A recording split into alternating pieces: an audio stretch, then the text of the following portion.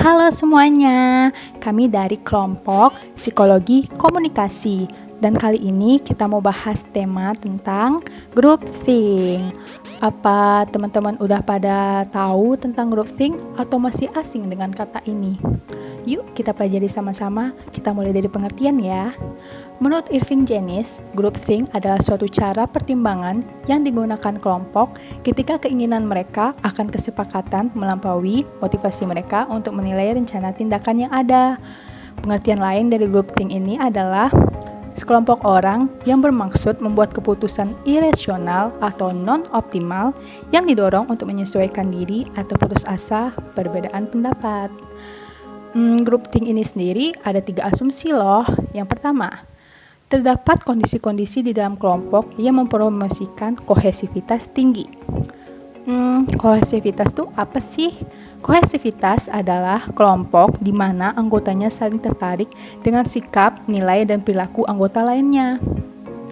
Asumsi kedua adalah pemecahan masalah dalam kelompok pada intinya merupakan proses yang terpadu. Menurut Goren, mereka akan cenderung memberikan perhatian lebih pada pemeliharaan kelompok daripada isu-isu yang sedang dipertimbangkan. Oleh karena itu, anggota kelompok lebih tertarik mengikuti pemimpin saat pengambilan keputusan tiba.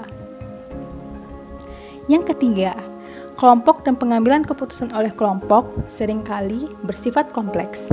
Usia, sifat kompetitif, ukuran, kecerdasan, komposisi gender, gaya kepemimpinan, dan latar belakang budaya dari para anggota kelompok dapat mempengaruhi proses-proses yang terjadi di dalam kelompok.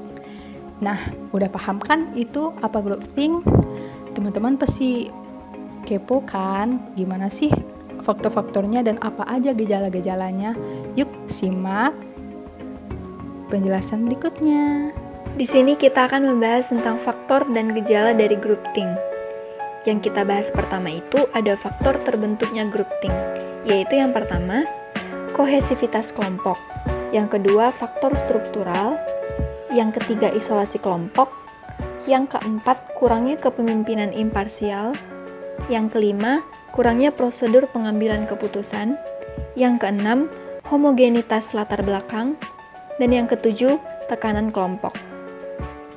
Yang kedua, kita akan membahas tentang gejala groupthink, yaitu yang pertama, penilaian berlebihan terhadap kelompok, yaitu adanya pikiran atau asumsi yang dibuat terhadap suatu kelompok. Dan yang kedua, ketertutupan pikiran. Ketertutupan pikiran ini akan membuat pendapat atau opini kita terhalang, sehingga akan memilih untuk diam.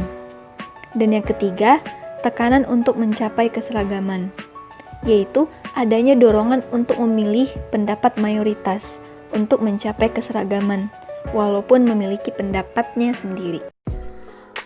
Contoh kasus, ketika W, X, Y, dan Z bergabung dalam satu bagian yang sama di suatu organisasi, di mana X berkedudukan sebagai kepala bagian dan Y sebagai staf bagian tersebut, namun kenal dekat dengan X, serta Z dan W hanyalah seorang staf baru. Mereka akan menggelar sebuah acara untuk melaksanakan program kerjanya, yaitu pengabdian masyarakat. Dengan begitu, masing-masing dari mereka tentunya memiliki ide tema yang berbeda. Sebelumnya, Z sudah menumpahkan idenya kepada W, begitu juga sebaliknya. Akhirnya, mereka pun berunding untuk menentukan tema apa yang akan mereka gunakan. Dimulai dengan penyampaian tema dari X selaku kepala bagian, dilanjut dengan W, lalu Y. Ketika W hendak mengutarakan idenya, Y pun memotong pembicaraan W dan berkata bahwa pengabdian masyarakat itu dilaksanakan dengan mengambil tema yang diajukan X saja. Padahal menurut Z, ide W lah yang pantas untuk digunakan. Namun, karena W hanya menjabat sebagai staf, dia tidak berani untuk melanjutkan saran. Namun, karena W hanya menjabat sebagai staf, dia tidak berani untuk melanjutkan sarannya dan lebih memilih untuk mengikuti suara terbanyak. Dari contoh tersebut, dapat disimpulkan bahwa dalam mengambil keputusan, kita cenderung bergantung dalam mengambil keputusan pada pihak yang memegang peranan lebih besar. Dampak yang ditimbulkan yaitu rasa cemas dan ketidakpercayaan diri akan kemampuan kita.